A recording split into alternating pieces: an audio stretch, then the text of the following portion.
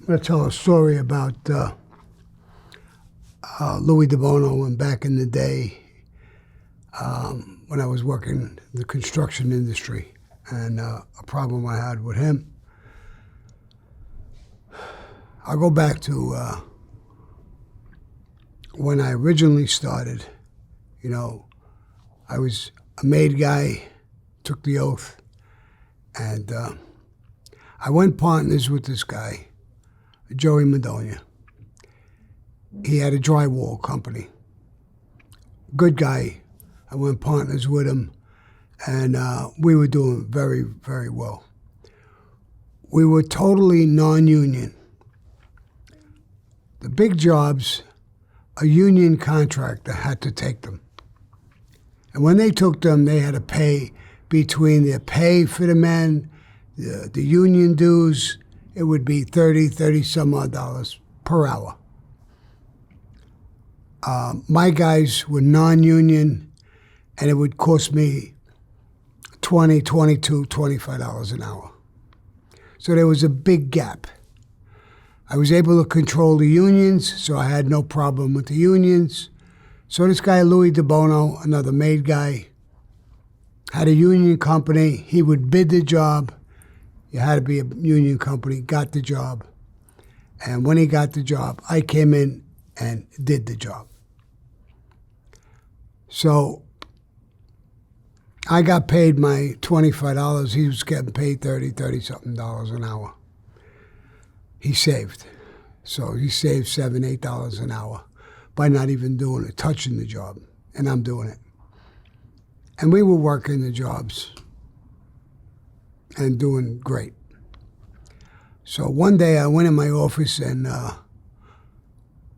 Joey Madonia and my brother-in-law, Eddie, who wasn't a made guy yet, said, we sent in a requisition for $250,000. And Louis DeBono said that he was going to pay us $50,000, $60,000 because there was going to be chargebacks and different problems and different issues.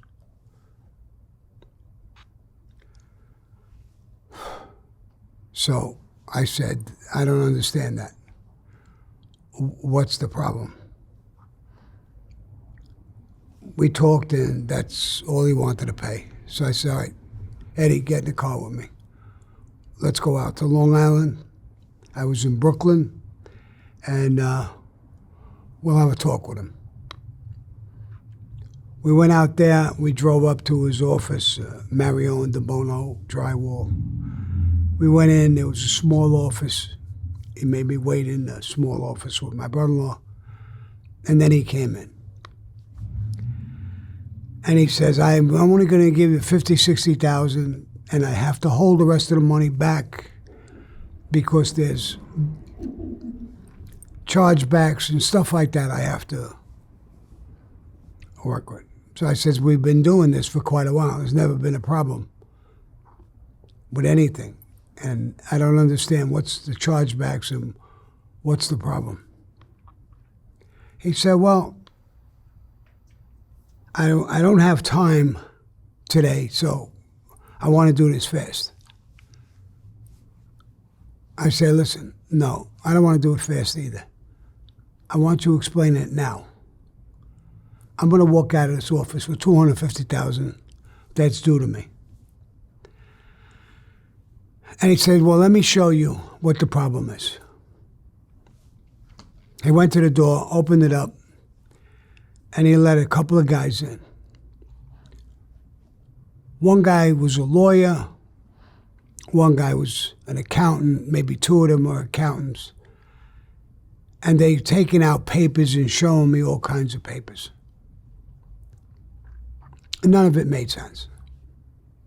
It's a lot of legal mumbo-jumbo. So I said, Louis, it's very simple. I sent you a requisition of the work, how many people, everything, like we always do. Why am I talking with these guys? I don't even understand what they're talking about. He said, Sammy, that's the way it's going to be. I got up and I told my brother-in-law, open the door. I told the lawyer and the accountants, get out of the room. They said something, I growled a little bit. I said, get the fuck out of the room while you can. They all got up, boom, and they were out of the room. I said, listen, Louie, you fat cocksucker. If you think you're going to beat me, you're fucking crazy.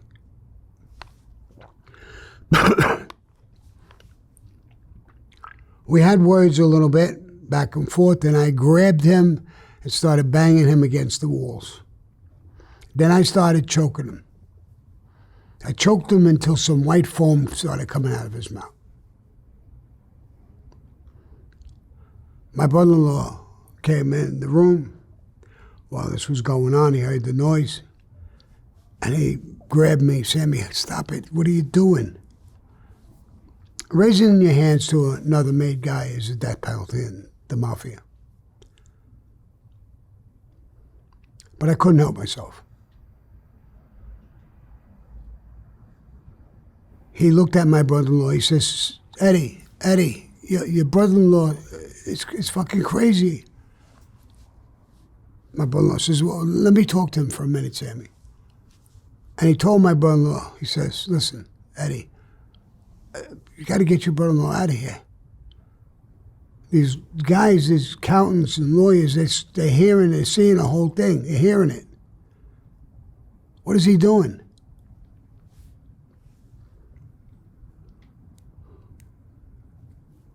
I told him, I said, listen, Louie, I'm going to leave. You're not going to fucking enjoy one penny of this money. You're going to give me the $250,000 that you owe me. I'm not going to let you rob me. And I left. We went back to my office in Brooklyn. My brother-in-law got on the phone with him, and he was telling my brother-in-law, listen, I could raise the $60,000 to $75,000, $80,000. And then I'll make like this thing didn't happen. I'll never say nothing to nobody. You know, I'll do this, I'll do that. Eddie says, my brother-in-law's a little crazy, but, you know, Louie, I think you're off base here with this stuff.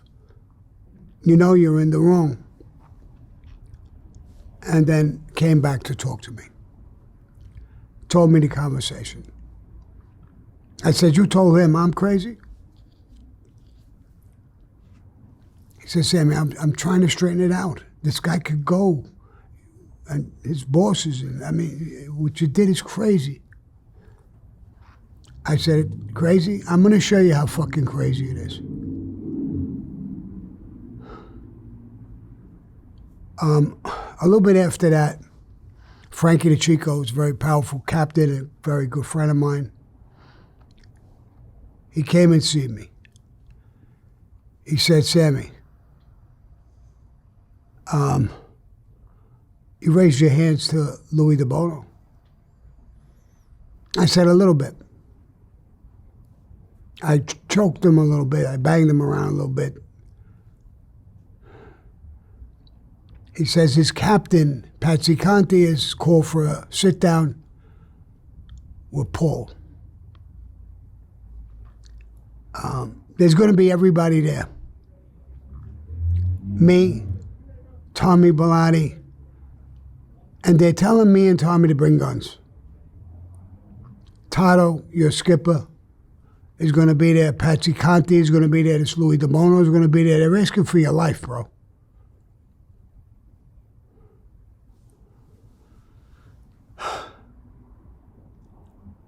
He says, it's your word against his. You're telling me there's lawyers and accountants in the room, your brother-in-law. Nobody in there is a made guy. They won't be in this meeting. You have to lie. It's your word against his. You tell them that you didn't do that. He said, Sammy, this is serious. I'm told to bring a gun. So is Tommy going to have a gun. I said, all right, I'll go to this meeting. I really don't want to lie. I want to tell the truth, what happened with this fucking bum. Sammy, it don't matter. What you did is against the golden rules. I thought about it for a little bit, and I said, all right, Frankie, I guess you're right. I gotta lie. I got no choice.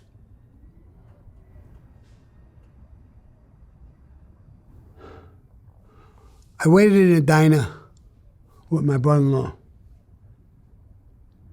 Tommy Bellotti pulled up in a Lincoln. All the windows were tinted. You couldn't hardly see him inside the window. He opened the door and came into the diner. And he said to my brother-in-law, you stay here. Sammy, get in the car with me. I said, all right. And I got in the car with him. We went to a house, and when I went in, there was Paul Castellano, the boss, Neil Delacroce, the underboss, my skipper, my captain, Tato, Patsy Conti, Louis DeBono. They were all there. I sat at a table. We were all at this table. Paul started talking to me and telling me the rules of Cosa Nostra. I shook my head as he was talking.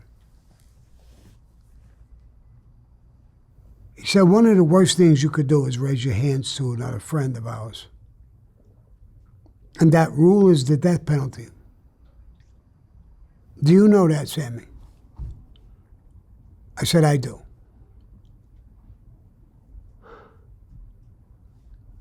I looked at Frankie the Chico, and he just shook his head, I guess encouraging me to lie. And I was going to lie. I glanced over at Louis DeBono. He had his legs crossed like a bitch, like a woman. Cigar in his head, dangling in his hands, with a smirk on his face. Like, I got you. I turned away. My stomach was turning. I couldn't believe the position I put myself in. Paul started going on with telling me the rules of Cosa Nostra and everything like that. And then he said, they're saying you raised your hands, you broke the rules. They're using the rules of Cosa Nostra. Patsy Conti is asking for your life.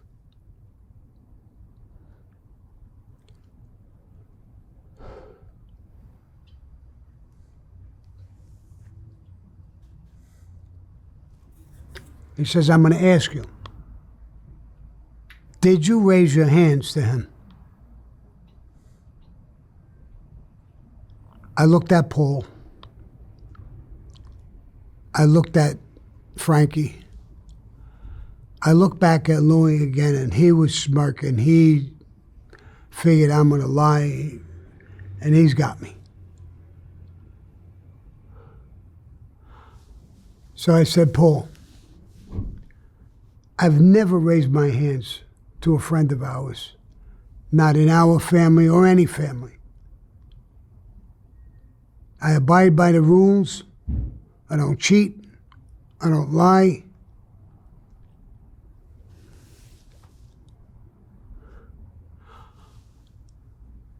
But this fat cocksucker was going to rob me. He brought in lawyers, accountants,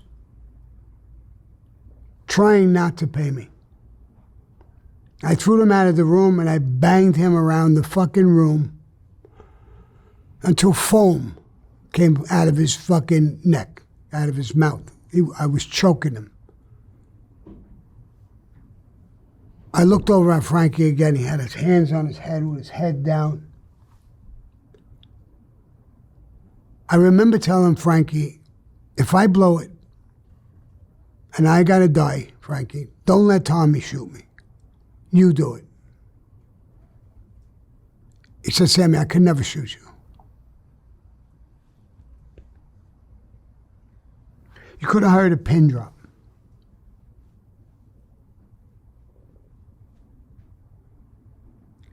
He said, then you did raise your hands. I told you what I did. I banged him around. I didn't punch him. I banged him around the fucking room and choked him.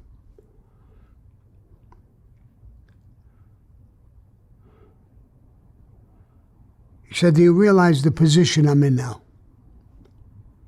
This meeting will go down in history and go to Nostra.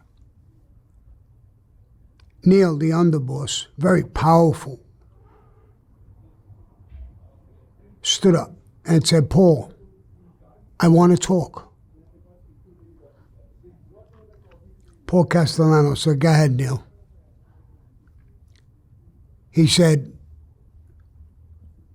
we know Louis DeBono most of his life. He's always been a fucking liar and a cheat and robbing people.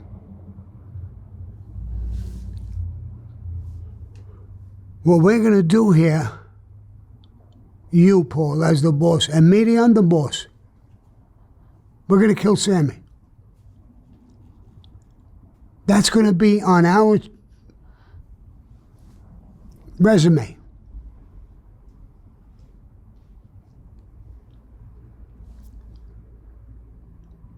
He could have lied.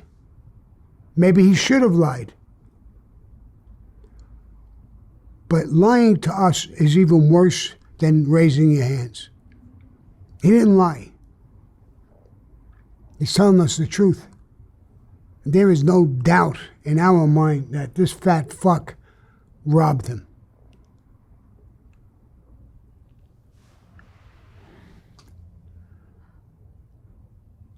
He turned to Taro. He said, Taro, you made him. Taro said, yes, I proposed him. I made him a friend of ours, meaning a made guy. But he's not just a mafioso. He's a fuck like my son.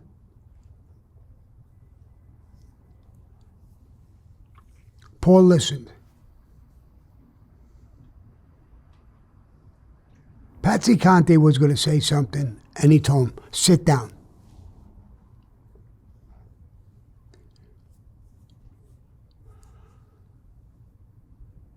He said, I'm going to make a decision because this will go down in history, this meeting. My decision. My decision is that I'm not going to kill you, Sammy. I want you to apologize to him. I want you to shake his hand. And I want you to promise me that you would never hurt him. And then I want you to break this partnership.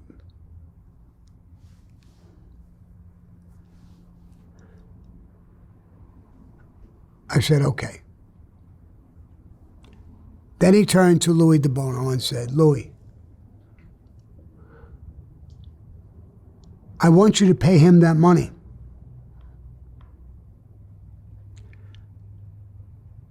And I want you to shake his hand. And I want you to promise me that you won't hurt him. I looked at him, Paul, and I looked at Louis. And I said, Paul, him promise you that he would never hurt me? Is there a gun in here? Give him the fucking gun and order him to kill me. He doesn't have the fucking balls he was born with. He's a crook, a thief, and a lowlife. He won't kill me. Order him.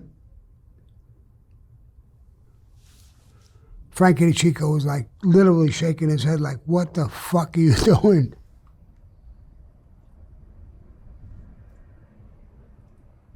Paul just looked at me, gaping with his mouth open.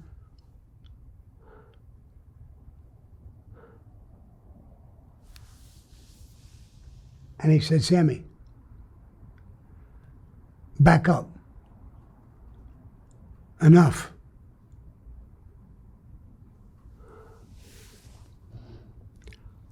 I want you to promise me that you'll never hurt him. I said, I already told you I will give you that promise. I will never hurt him.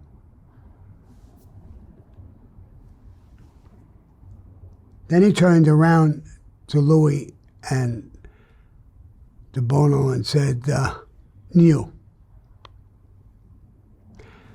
pay him that fucking money immediately.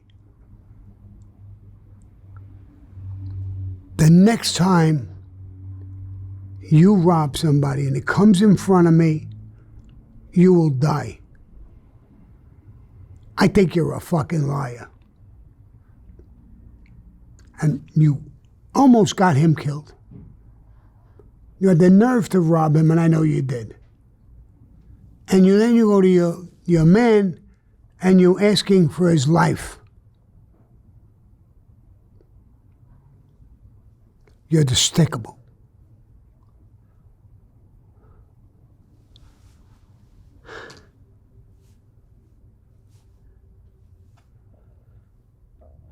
We got up,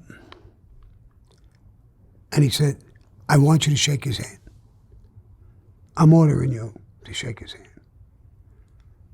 I put my hand out and turned my face.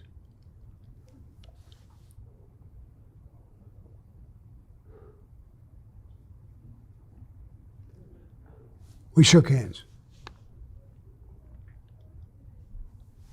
I wound up leaving that room with Frankie the Chico and going back to where my brother-in-law was. That meeting literally went viral. Captains and people in the family and people heard about it through some of the guys who were in the room, I guess. John Gotti wasn't the boss, but he heard about it and came over and talked to me, hugged me, kissed me. Guys all over the place. So everybody knew about what happened. I got my $250,000, and we broke the partnership. The partnership was over.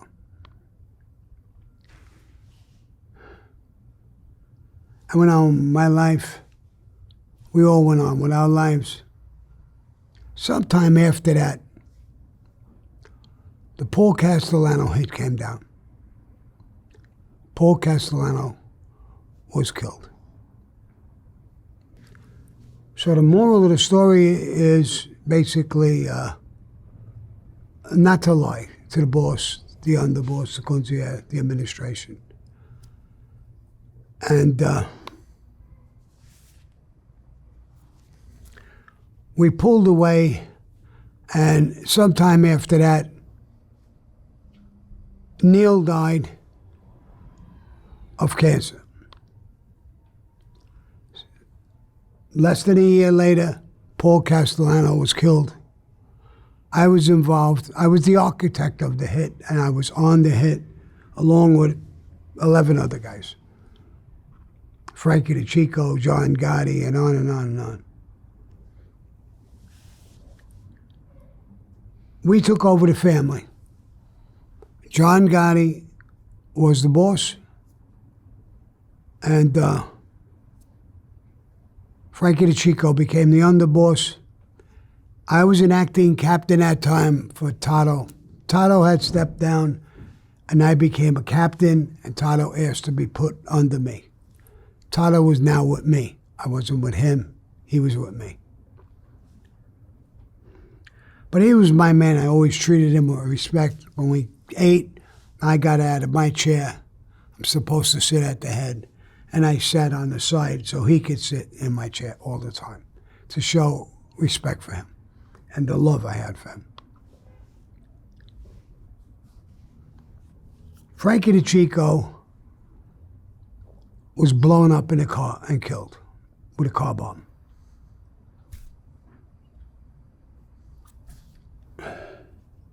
I was there.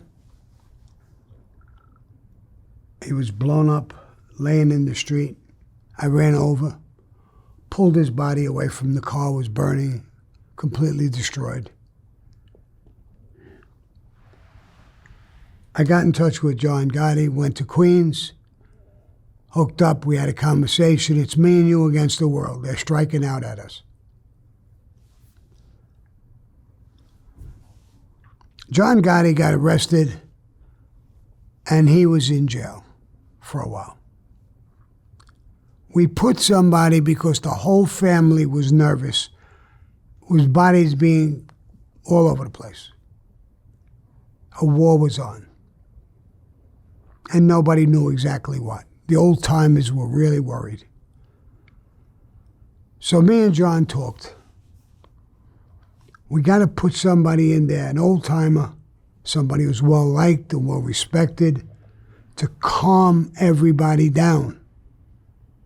Everybody's asking questions, everybody's talking. We got to calm it down. We made Joe Piney the underboss, an old timer, good old man, tough guy.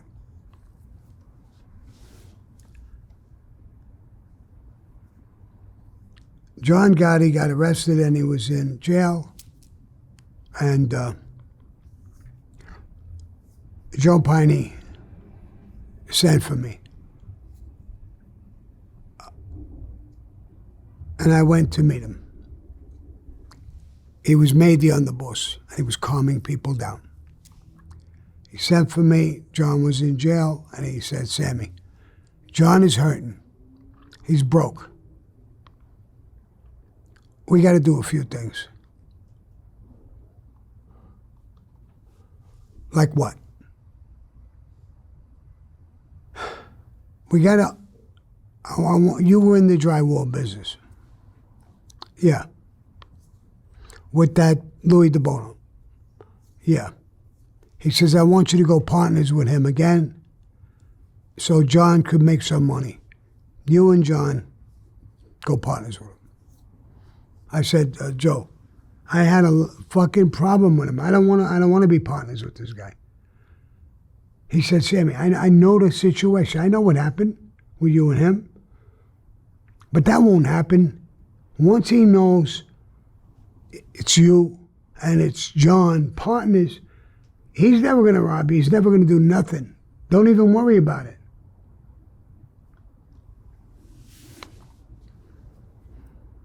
I didn't want to do it, but in a way, he's my underboss, and John is my boss. I wanted John to earn. I agreed. Okay. You get in touch with him. You talk to him. And then I'll talk to him and work with him. He agreed. He set up a meeting. I went and sit with him, and I was working. Still with Joey Madonia and my brother-in-law, Eddie Garofalo, and we started working. We worked for a little while. In the beginning, it was smooth. Nothing was going wrong. Nothing was bad happening. And then I come in one day, and Joey Madonia says, we did 3 jobs. We can't make no money. I said, how is that possible? We're still that hourly wage difference. We're still doing all of that. How is it possible? We took out all the books. We took out everything. We're buying the material, paying for the labor, doing the job, and we're going through everything. I look at the drywall, and we're buying hundreds, if not thousands, of sheets of sheetrock. We put up the steel beams, and then we put the sheetrock in, and that's the drywall work. I thought that the drywall looked like it was expensive. So I told my brother-in-law, what's the lumber yard that we're buying from? He told me it was a neighborhood lumber yard. I said, call up the lumber yard like a sucker. Like you're off the street, you own a house, you want to buy 4 or 5 sheets of sheetrock and get a price. Don't tell them who you are. Just tell them that you need 4 or 5 sheets. He does that, he comes back, and he says it's this much a sheet, 4 by 8. And the drywall that he just was quoted a price that he could buy was $4.50, $5 a sheet. Now we're buying hundreds, if not thousands of sheets, and we're supposed to be getting a wholesale price. We're a contractor. We're paying eight and change a sheet. $3 more a sheet. That's insane. He said, yeah. We were building a building in Coney Island. It was about a 12, 14-story building. It was under construction. As you go up on about the 6th, 7th, 8th floor, some of the rooms were done a 2-bedroom apartment or a 3-bedroom apartment or whatever. And you can go and look at those apartments and say, when the building is bought, I'll buy a 3-bedroom apartment on the 10th floor, or whatever you're talking about. So one of those apartments, I used it occasionally as like an office. It was done, it was half furnished, and so I said, go to the lumberyard, get the owner, and bring him up here. I got Michael the Bat, big ex-football player, who was with me, my brother-in-law, and another guy. Bring them up the elevator. The elevator is not a regular elevator like you would go in. It's the construction elevator. So they get him, they put him in the elevator, and he comes up. He comes into the room, and I told my brother, tell Michael the Bat, wait outside. Don't let nobody come in or out. Stand outside. So he looks at that. I could see he's nervous. I told him, you know who I am? I think you're Sammy. Sammy the Bull? Yeah. You're right. That's exactly who I am. And I want to talk to you. But I want to tell you this. I want you to be very honest with me. You look a little nervous. You want a cup of coffee? You want a cigar? You want something? No, I'm all right. And I'll be honest. Good. I want to tell you, I'm going to ask you a bunch of questions. Now, I know the answers. The first time you lie to me, you're not going down through that elevator. You're going out the window. You're on the 8th floor. There's all concrete down there. I won't ask no questions after that. I'll just call the guy in, and we'll heave you out the fucking window. Okay? Oh, okay. I said,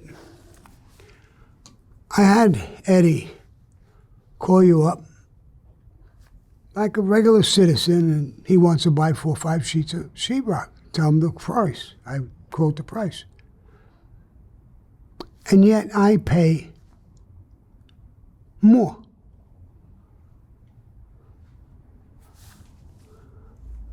And he's looking at me and he's nodding. I'm getting it wholesale. I'm buying thousands of sheets of sheetrock off of you.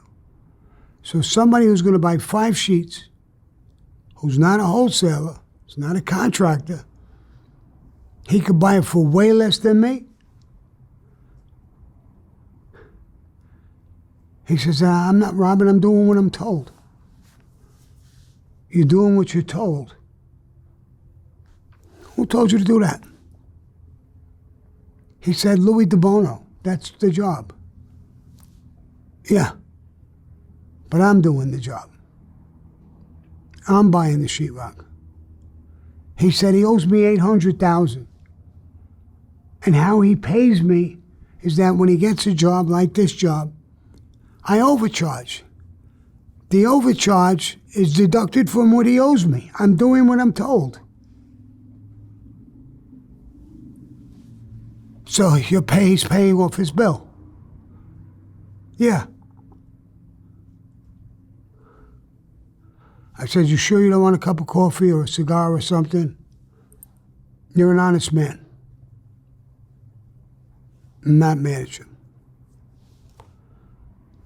I'm going to ask you for a couple of favors, that's all. Are you going to go to police if I let you go? No. Are you going to tell him, Louis DeBono, that you had this meeting with me? Whatever you want. No, I don't want you to tell him. No, of course, then I won't tell him. You want a cup of coffee or a cigar? No, I really don't want anything. All right. Then you were honest, and I'm going to live up to my word. Eddie, get Michael. Take him down the elevator where he came in. And I'll talk to you. Again, never comes out of your mouth. It never happened. This meeting. Okay, and he leaves. I sit down with Joey Madonia and my brother Eddie. I said, you heard this. I said, is this unbelievable? This fucking guy is robbing us. He don't give a shit. It's me. I'm in a higher ranking position now. It's John. He don't care. He's fucking money hungry. He's nuts. Eddie, what are you going to do? What do you think I'm going to do? I'm going to go meet Joe Piney, and I'm going to talk to Joe Piney about it. John was in jail. So I went back, and I went to Joe Piney's house. And I tell him the story like I'm telling you guys. And he says, that's fucking crazy. This guy's got to be completely out of his mind. He said to me, something's fucking wrong. Do you know his wife? I met her once or twice in Long Island where his office is. Could you go to her house and talk to her? Find out where he is, what he's doing, because now he's not coming back to his office. So I said, yeah, I think I could do that. I go there, somebody's in the office, and I said, could I talk to his wife? Because they said he hasn't been in for days at a time. So they give me an address of where she lives, and she asked me to come over. So I went over his house. His wife was there, and I said, I've been working with him. I'm calling him for the past 3, 4 days, 5 days, and he's not in. He's not returning my call. I'm in the, doing work. I got to get some things done. She says he's going out with some slut from Atlantic City, snorting coke with her, giving her all kinds of money. He's having an affair. I think he lost his mind. I said, all right, calm down. He'll come home. I just need to know, just tell him that, Sammy was here.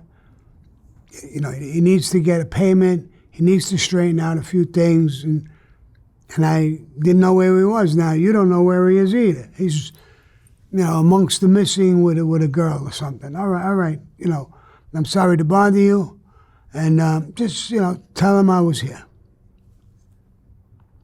I go back, and I tell Joe Piney, and we're talking.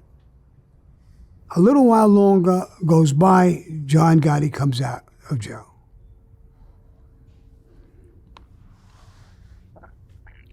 I talk to John Gotti and I tell him the story.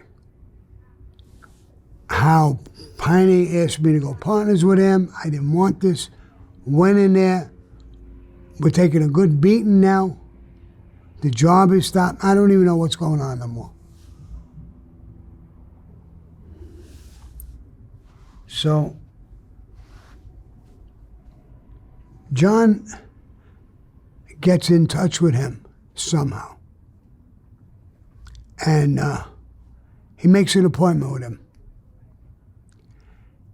And he's going to go see him. Frankie LaCasio is with him in the club. There's tapes of this. And he tells Frankie he's going to go meet with him. The government has tapes. And Frankie says, you know what he's going to do? Like he always does, this fucking guy. He's a bullshitter.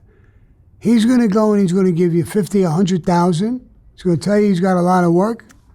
He knows he's in a doghouse. Frankie, I'm not, what do you mean he's going to give me 50, 100,000? I don't care if he gives me a fucking $1 million a week. He can't buy me. What are you getting mad at me for? I'm just telling you that's his forte. That's what he's going to do.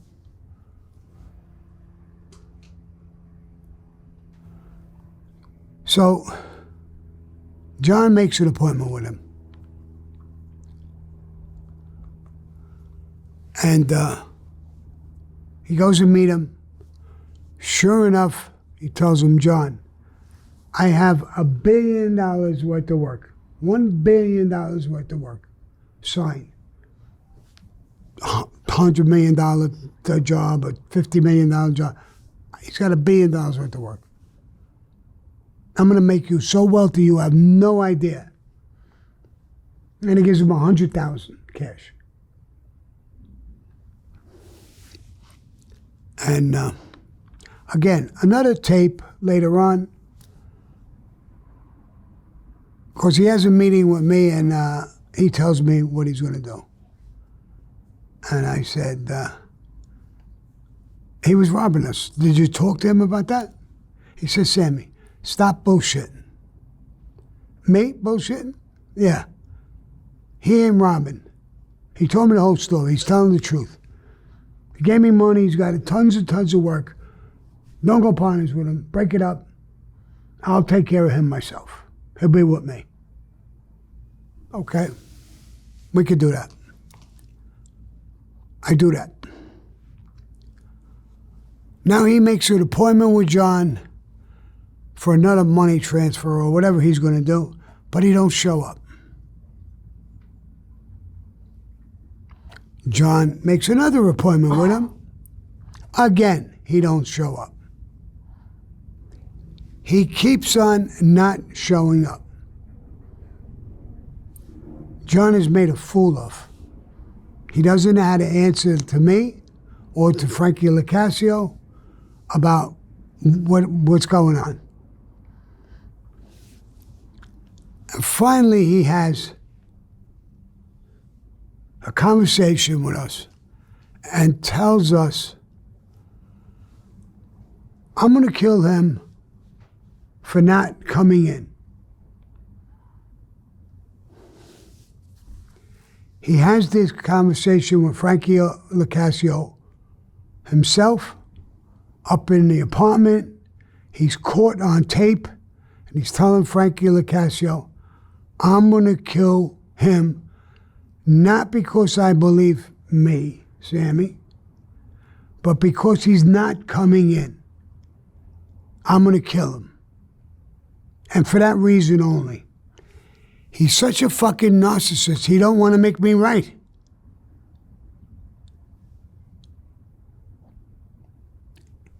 He doesn't even want me to do the hit. He wants his son, who got made and is a captain, to do the hit. Months go by. Months. And he's not dead. And John Jr. is saying he left the country.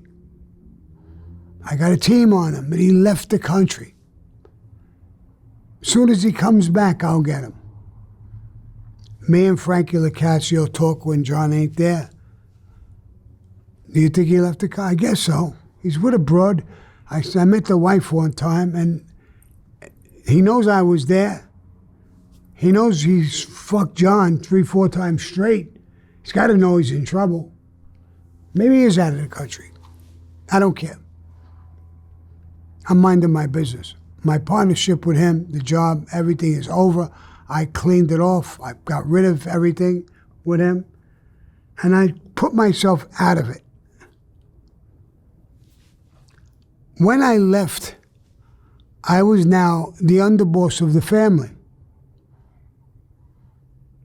And I had gone to Joey Madonia and I had said, Joey, I went partners with you. It was your business. You treated me good. We worked good. We made a lot of money together. I'm doing too many things to come in the office and work. So what I'm going to do, I'm going to give you the business. It's yours. It was always yours to begin with. What do you want me to want for how much you want? I don't want nothing. Keep it all. But what I do want is if I get you work, you give me an envelope. Give me a little gift. Could you do that? Yeah. Good. And everything is perfect between me and Joey. Eddie's doing other things. We're not in the drywall business no more. I quit.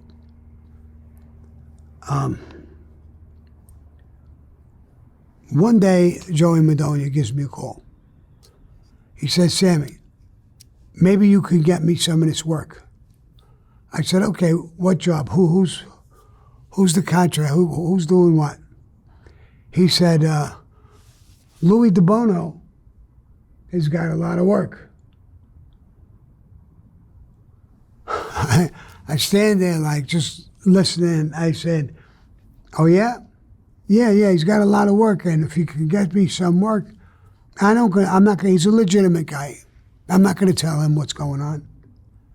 So I said, listen, Joey, I hear he's out of town.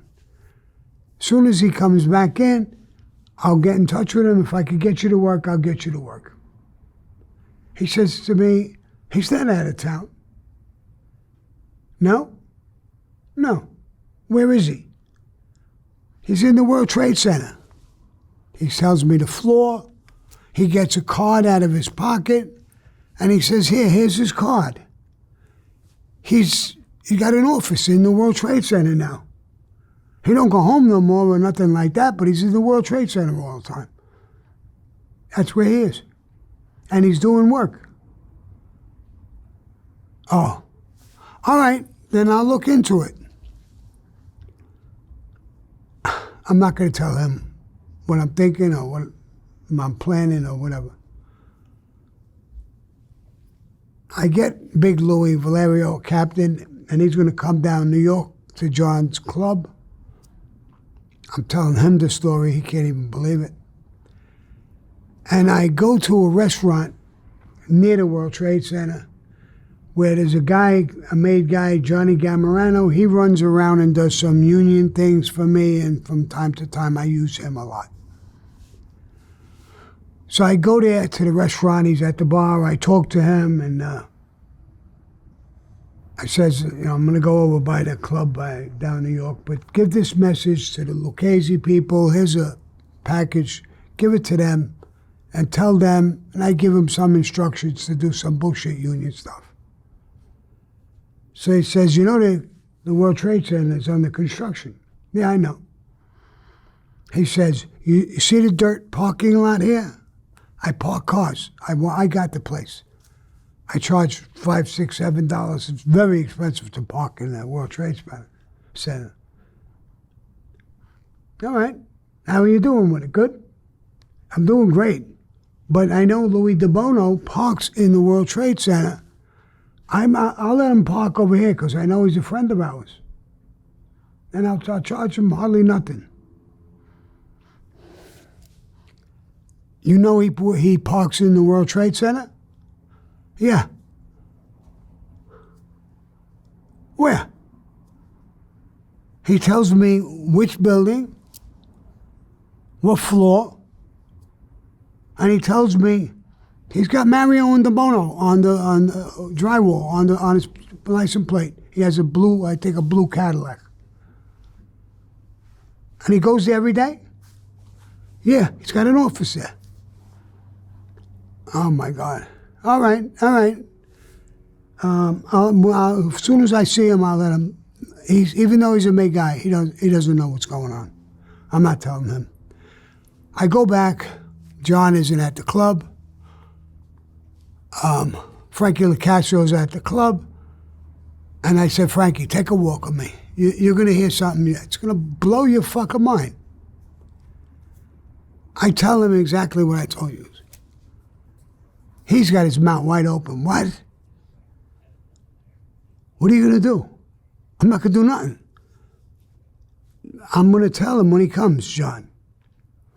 His fucking son has got this contract for 6 fucking months. And everything we hear, he's out of town. He's right in the building, working there, parking there. Everybody seems to know it. I told him about Joey Madonia and the other Johnny Gamarano. He says, oh, John's going to have a fucking fit. He handled this thing all fucking wrong, Frankie, right from the beginning. All fucking wrong. I should have killed this fucking bum years ago, but they made me promise, and I lived up to my promise, and I never touched him. When Paul died, I should have just killed him. But I didn't, so I'll talk to John. We go back to the club, because it's a walk talk we're taking. We're talking some serious shit. And John pulls up. He's shaking everybody's hand. Hey, Sammy, what's up? Nothing, boss. Take a walk with me. I just got to... No, John, take a walk with me. He knows that's serious. Something's... He starts, all right, come on. And we take a walk talk. I tell him this whole situation. He's dumbfounded. My son has had this contract for 6 months. He's telling me he's out of the country. Well, he ain't going home, so I don't know why they're telling you that, but this is where he is. Here's his card. Here's where he is. John, you know I hate this motherfucker. You want me to take care of this, bro? I'll take care of it. This guy be dead in 3 days. No. Yeah. Mind your business. All right. I'll mind my business. He gets his son. He's got a couple of good guys with him. And now he gives them all that information. 2 weeks. A car pulls in. He pulls into the World Trade Center. It's pulling into the parking spot. Another car is parked there with a couple of guys. They pull up. As he opens the door to get out, he gets hit with a barrage of bullets. And he's killed.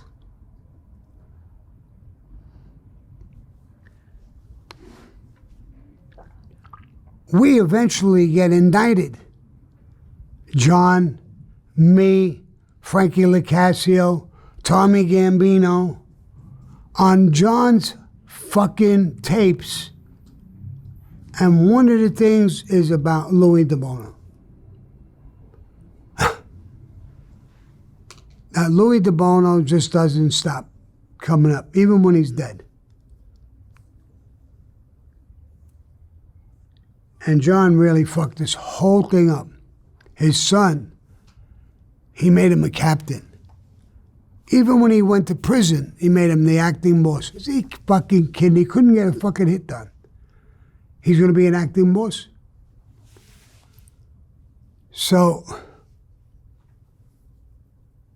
And that's how we got indicted. So half of these things I'm telling you is on tape. John talking about it, and there's tapes with the FBI, 302 reports.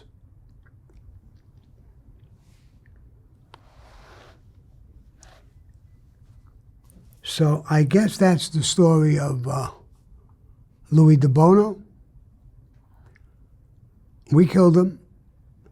I'm charged with the murder, even though I wasn't on it, didn't shoot him, wasn't there, but I got the information, gave it to John. That information got him killed. So he's one of the people that I've killed on my list of people. When you could be any part of the thing and you're charged with it. Did you do time for it? Yeah. While I was in jail, I did 5 years on my murders, and I flipped and got out. But before that, I got pinched in December of 90, and I got out 5 years later in 95. But I only did 5 years. I would have did life, but I got 5 years because I flipped. I became a witness for the government. And this is one of the stories that I had told them. But they knew part of it because I'm on his tapes where he did his talking. So the rest of it they didn't know. Now I explained the whole thing. They know the story right now. And it's amazing. His son didn't get indicted either. He's lucky that he could get it done. And that he never knew what the fuck was going on, I guess. So. All right. Sammy, thank you so much. You're welcome. Always fascinating. When I was designing the first Soft White Underbelly book, I realized that there were so many great portraits that weren't going to make it into that book. They just wouldn't fit. And once I saw how well that first book sold, I knew I'd have to design a second book. This second book is finally ready to ship. Like the first one, this book has a collection of some of the best portraits from Soft White Underbelly, accompanied by a quote from that person's interview. This book features another group of Rebecca portraits, as well as a collection of color images of the Whitaker family, and plenty of others. You can order yours for $125 or $150 for a signed copy at softwhiteunderbelly.org. Again, like the first book, once this book is sold out, I will not be printing more of them. The portraits are what Soft White Underbelly is all about, and these two books contain the best of all that work. Thank you for watching.